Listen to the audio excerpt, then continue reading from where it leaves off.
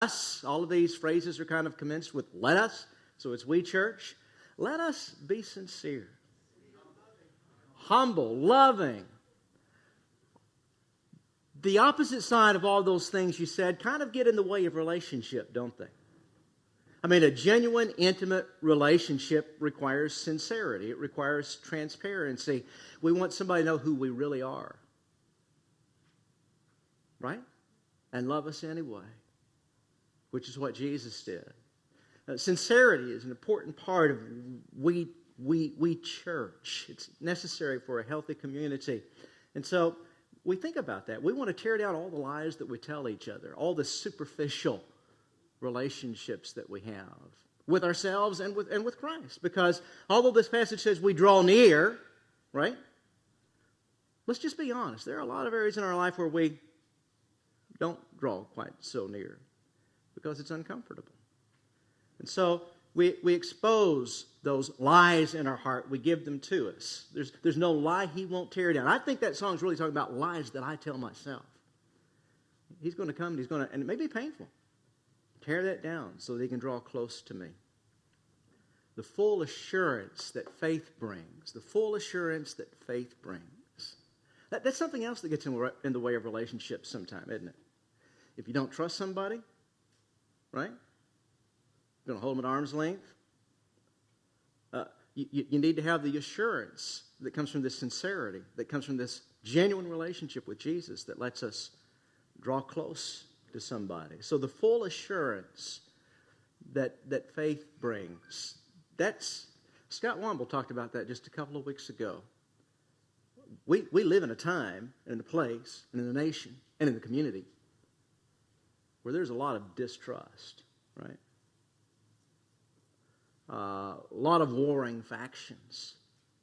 Very much about me in politics and in our culture, and very little about me. And part of the antidote, this is where we start our relationship with God, isn't it? We hear the word and we believe the word.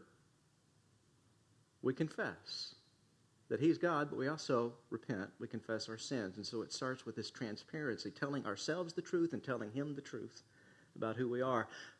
Our culture is full of lies. Our politics is full of lies. And we tolerate it because he's our liar, right? And we ought not tolerate it at all in ourselves or in others. Sincere hearts, the full assurance that faith brings.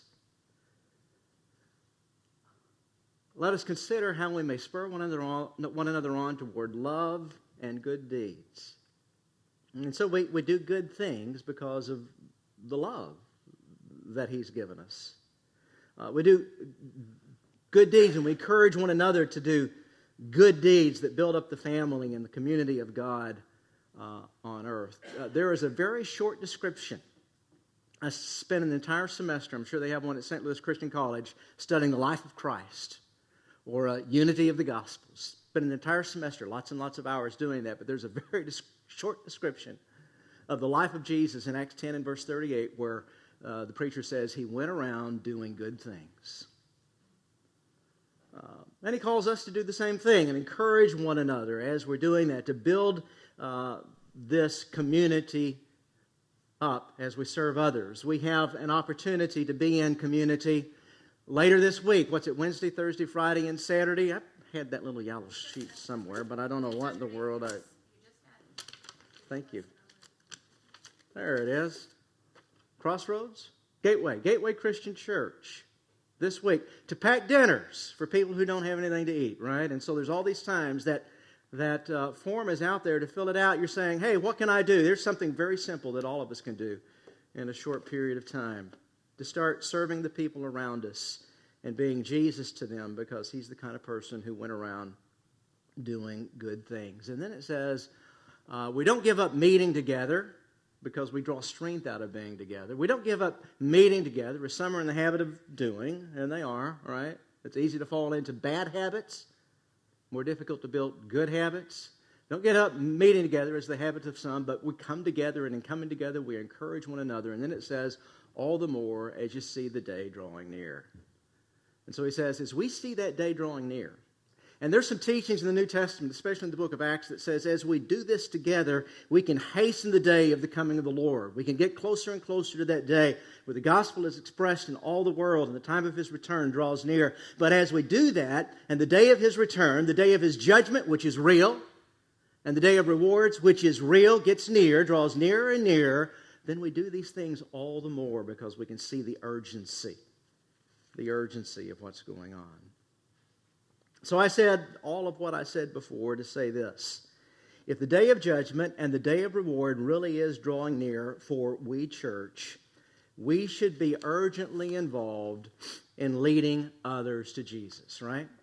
If the day of the Lord's return really is drawing near, and we really do believe that, then we should be urgently involved in leading others into a relationship with Jesus. My wife plays 91.5 pretty much all day, every day, which is the Christian talk station with lots and lots of preachers, and so we hear lots and lots of preachers. And one that has some longevity is Adrian Rogers, who was from Memphis, Tennessee. He was the one-time chairman or president of the Southern Baptist Convention. He's one of these guys that, uses the same letter over and over and over to help you remember and so forth. But he's been dead for years. And his messages still have relevance. I was listening to one earlier this week, and he was talking about this very thing, the urgency with which we need to share. We, God's people, we are all priests of God, right? That's what the church is. We're all children of God, priests of God. We all have the responsibility, the commission we'll see in home groups this week, that if we really believe that, if we really believe that heaven and hell are at issue, right? If we really believe that God loved us so much that He sent Jesus from heaven to earth to live in a human form and to go to the cross and shed His blood and die for us, if we really believe that, if we really believe that He is the way, the truth, the life, and that heaven and hell is at issue, and if we really believe that He's coming again, and He could come just any day, wouldn't we be urgent about sharing that news with other people around us? And so he said, I don't say it, I don't want to offend you, but Adrian Rogers said, if we're not doing that, that's a very strong indication that we don't believe it.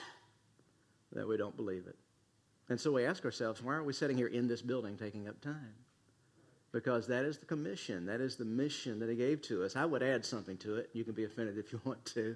We either don't believe it or we're mean. Right?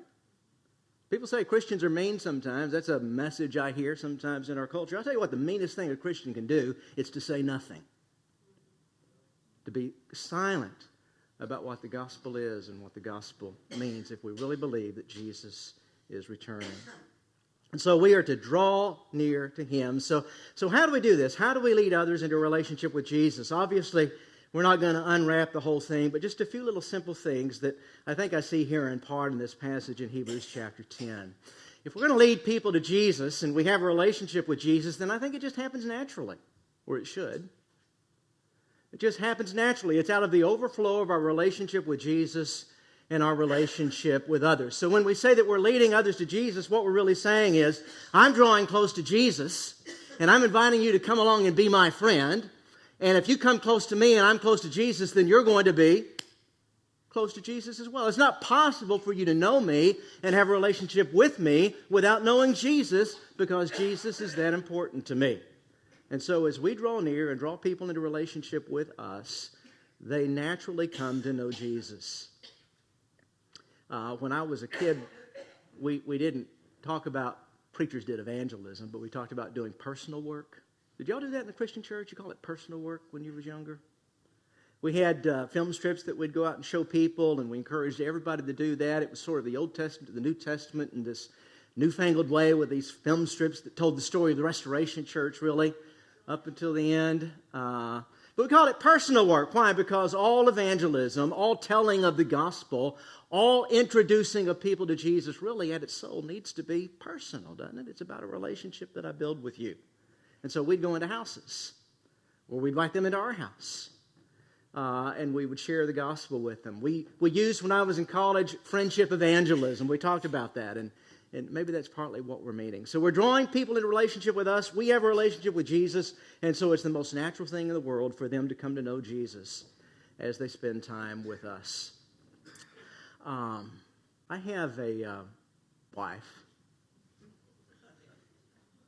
and she's had me. We're getting pretty close to 50 years, actually. This is, 42, 43, something like that? We're moving our way in that direction. And so, the Bible uses that as one of the pictures of the relationship between Jesus and the church in Ephesians 5 and other places. It calls the church the bride of Christ, as a matter of fact, to talk about the closeness and the intimacy of that relationship. And it's meant to exhort us to be careful about our family lives as well as husbands and wives and parents and grandparents and what have you. But it's this intimacy of the relationship that Jesus has. So I've kind of reached the point in my life where you really can't know me for very long without knowing that I'm married. I don't wear my ring anymore. It's just because I've outgrown the ring. I already had it stretched once. I haven't done it twice yet. But you're not going to know me very long without knowing that I'm married. All my clients know that I'm married. They know her name. When I go and see them, they ask, how's Catherine doing? They ask about my kids. Heard about the struggles in that regard. I work in a secular office, those who might be visiting here and don't know, so I'm a lawyer. Sorry about that most of the time. Always a Christian, though. Most of the time a lawyer, always a Christian. So in my office, I have some pictures of my wife. I have to admit to you, most of them are pretty old. We're not really good picture takers, but I got to hang them on the wall because I want to remember, where my heart is. And it's nice every once in a while to look up and see her and have some pictures of the kids. In the background, people come in, they know that. Not ashamed, right? Not ashamed of that in any way. I want people to know about it. So I have a Bible on my desk, too. Actually, I usually have 2 or 3 Bibles on my desk because I'm a lawyer sometimes, but I'm a Christian all the time. And they also know that I help lead a church. My clients do. All my friends know that. How could they not? How could they not? If somebody spends time with us, how could they not know that? Because it's the most natural. We lead naturally. It's the most natural thing in the world. It's the overflow of the relationship that we have with Jesus. I'm pleased and proud to introduce people to my wife and to my children. And I am pleased and proud to introduce people to my Lord Jesus. And I am pleased and proud to introduce people to my church family. Y'all are good folks, and this is a good place to be. And it's just the most natural thing in the world to say, hey, I'd really like you to meet these wonderful, messy, we're going to say it messy, right? Group of folks who will love you so many different ways that you got to like some of them, right? We lead naturally. We lead also joyfully.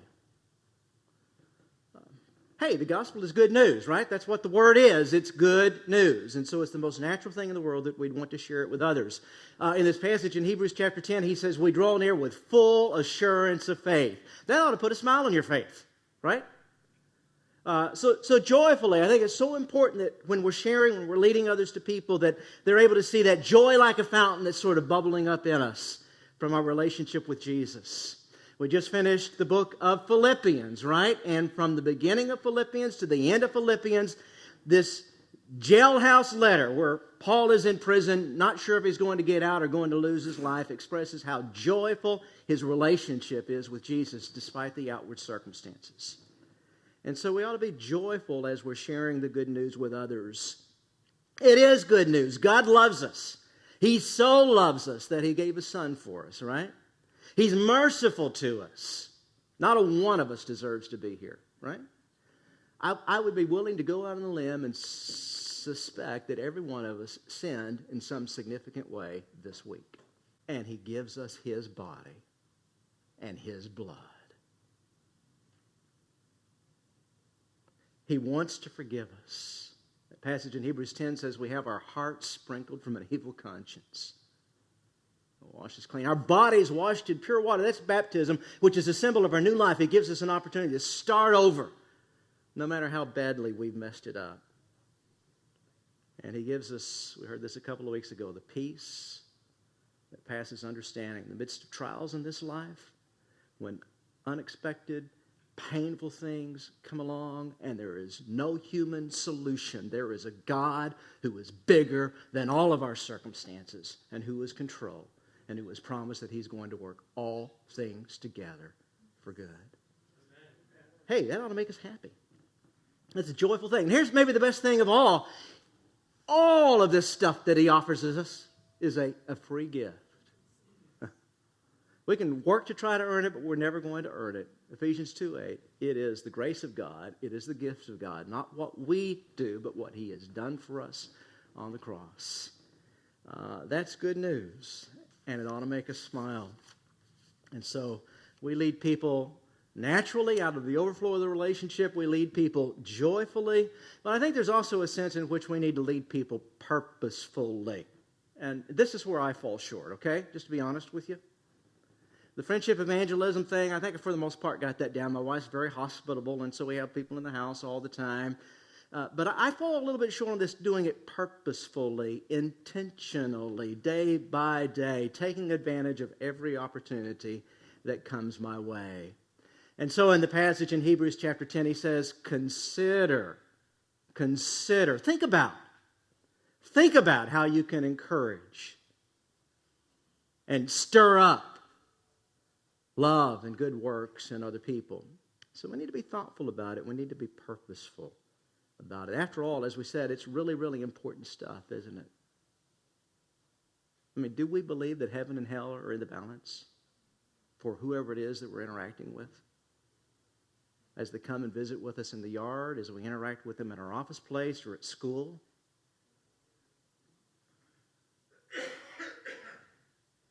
Jesus did say, I am the way, the truth, and the life. I tell you what, he's going to withdraw our candle, church. I'm going to tell you this. He is going to withdraw our candle as a church if we buy into the lie that the culture tells that he is not the way, the truth, and the life. The way to a relationship with God. If we compromise on that, if we water that down, if we're not diligent about saying it, we have no right to exist, and he will withdraw our candle. It's happened before in other churches. So we need to be purposeful and thoughtful about what we're doing. What were the last words of Jesus? Last words are important. What were the last words of Jesus? The last words before he ascended were the Great Commission. The last words on the cross, Father, into your hands I commend my spirit. Very faith-oriented, trust-oriented, right? But you're right. What I wanted to point out is the Great Commission, Matthew 28. Before he ascended, the very last words in the book of Matthew and the other Gospels is, all authority is given to me on heaven and on earth, right? So folks, if he tells us to do it, we better be doing it, right? The last impression that he wants to leave is this.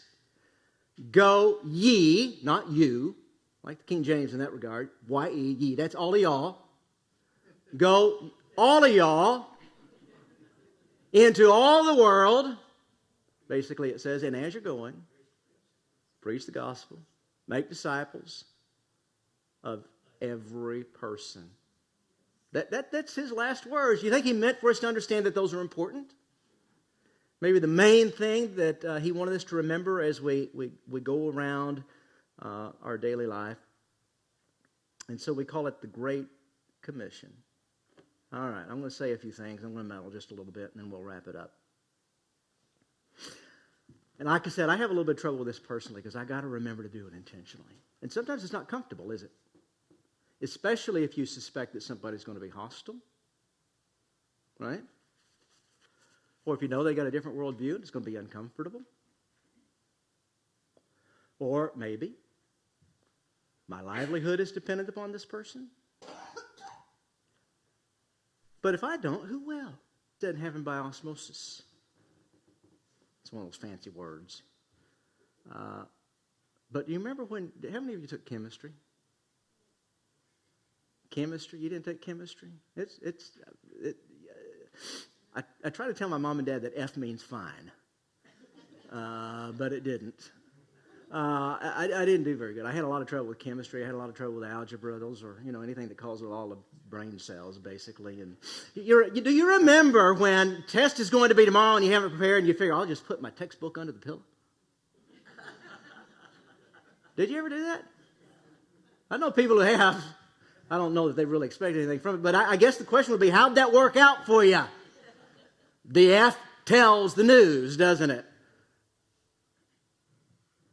Well, we don't learn chemistry by osmosis, and we don't learn the Bible by osmosis, and the gospel doesn't really get shared by osmosis because there comes a time when you have to speak it.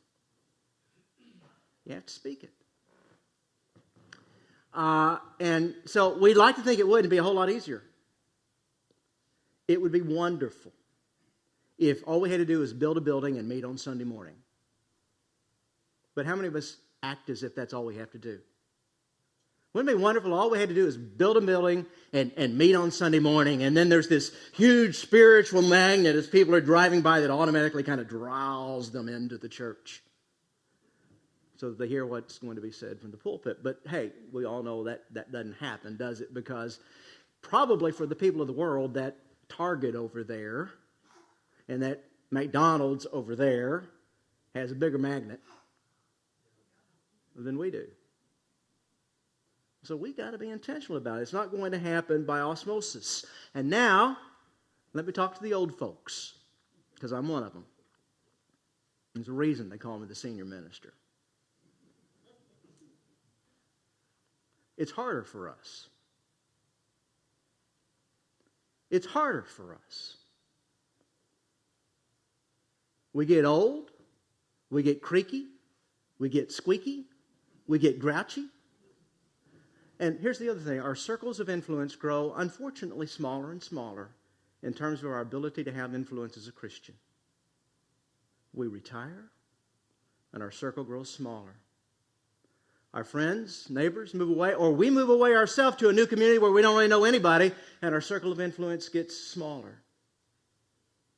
We reach a certain age, and our kids show up with the tow truck, and they take our keys and our car. Thank God for Uber. And our circle of influence gets smaller. People die.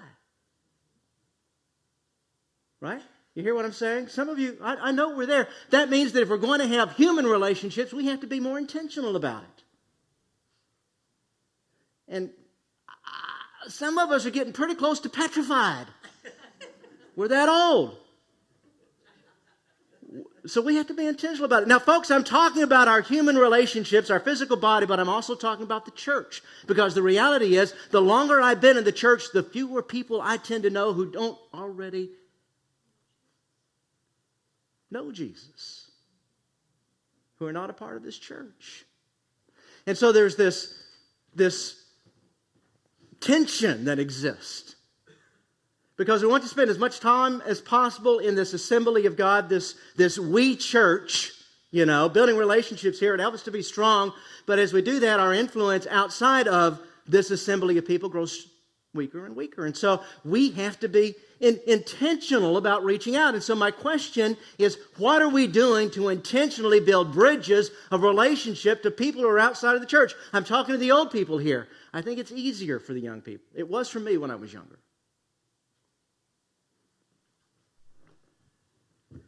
Okay, I'm in the middle again. You gotten older? You gotten squeaky? You gotten creaky? Right? Raise your hand if you're there. All right? By the way, that ought to cause us some concern when we see how many hands go up in this congregation. It ought. I'm just saying, okay? I had a partner who told me, I'm like the fifth in my group of partners. I'm like the fifth youngest, okay? And so I had a partner who came to me, and I usually when I walk in, I'm singing, and I have a pretty good mood unless something bad is going on in my life, and they can tell when it's not a good day for me. But I'm usually pretty happy. And I had a partner who I was sitting at the table, and we were reading the paper together and drinking some coffee, and he said, Scott, you don't know it, but when you get older, you're going to get grouchy. You hit 60, it's like hitting a wall. Wham! All of a sudden, what happened to that friendly person? And he's right. I've grown more critical.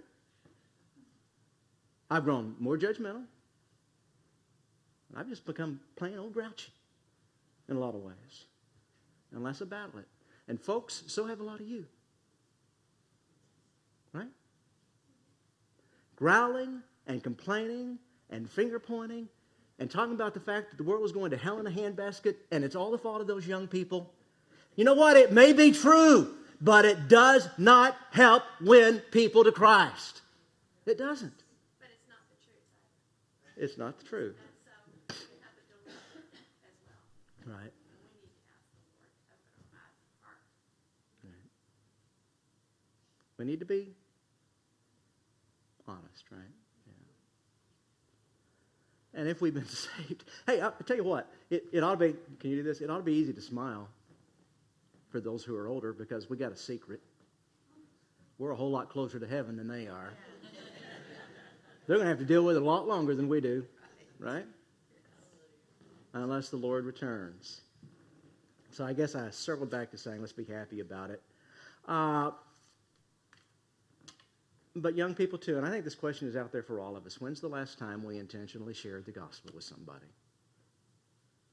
Even if it's as simple as inviting them to church. I'm thinking about it the other way around too. As we get older, we realize we have less time. We have to be more earnest and more intentional for the time that we do have left. Right. And we feel that for our children, our grandchildren, and love people in our life, right? All right, so the fourth point, and we've already said it really, is we do it urgently. We lead urgently because the day is drawing near.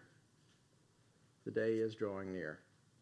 Heaven and hell really is in the balance, and so we do it all the more and more, not less and less. Again, I'm talking to the old people. More and more, not less and less, as we see the day approaching. Jesus in Luke chapter 14, I believe it is, told a story of a rich man who threw this wonderful, sumptuous banquet. Remember reading about that story? And he sent out all the invitations, and when he had sent out all the invitations, all the RSVPs apparently came back negative. He invited all of his friends.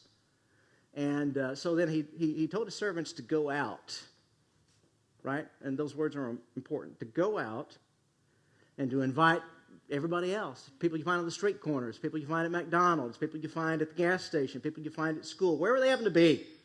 To invite them in to my banquet so that the tables can be full. And still it wasn't full. And so then he says, well, go out and again and do this. Compel them. Compel them to come in. Beg with them. Plead with them. Hog tie them if you have to and bring them in. And he's really talking about bringing them into the great feast of the relationship with Jesus, right? Getting them in a position, getting them into a place where when the horn sounds and that day comes, they're going to be in a relationship with Jesus. And so we need to be doing it out there. One of the lies we tear down is that here is the church, right? That's one of the great lies we need to tear down because here is not the church. Church is at your house. So are we inviting people into our house so they can come to know us better and know Jesus better? Church is anywhere 2 or 3 are gathered together in His name, right? This relationship we have with each other. All right, our music worship leaders.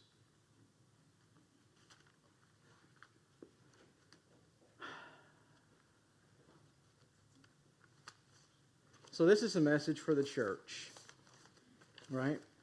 We church.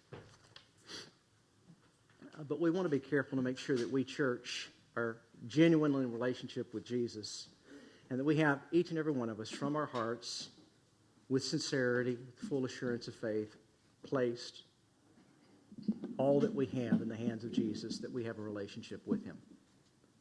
And the gospel is such a wonderful, beautiful thing, what Jesus did for us, isn't it? Don't want anybody to miss it. I don't know whether there's anybody here who's never made a decision for Jesus or not, but maybe you have and maybe you've wandered away. Maybe you haven't ever given your life to Him and had your conscience sprinkled and your body washed and made that new start. But it's such a wonderful, beautiful thing. Sometimes when we say,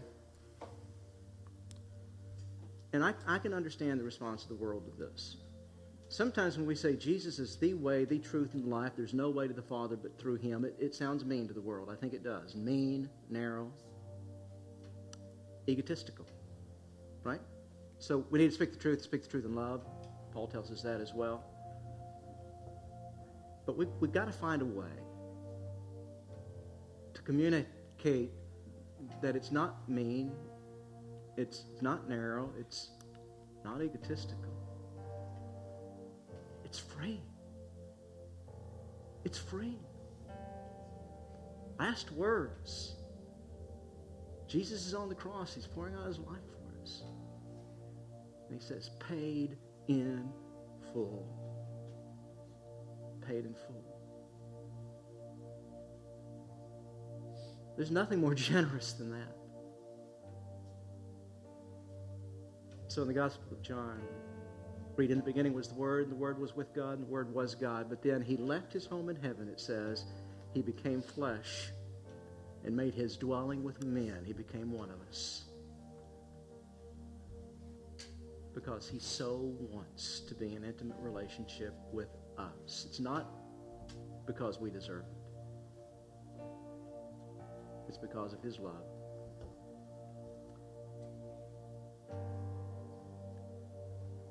He became flesh and made his dwelling with us. And then it says he was full of grace and full of truth. I hope that you'll take hold of that today. Just take something that we've talked about. I have to be intentional about it. Hey, I'm preaching to myself. I do more often than not. As much as anybody. More than anybody, maybe. But just look around. Look at all these chairs. Think about all the people you interacted with last week. And the opportunities.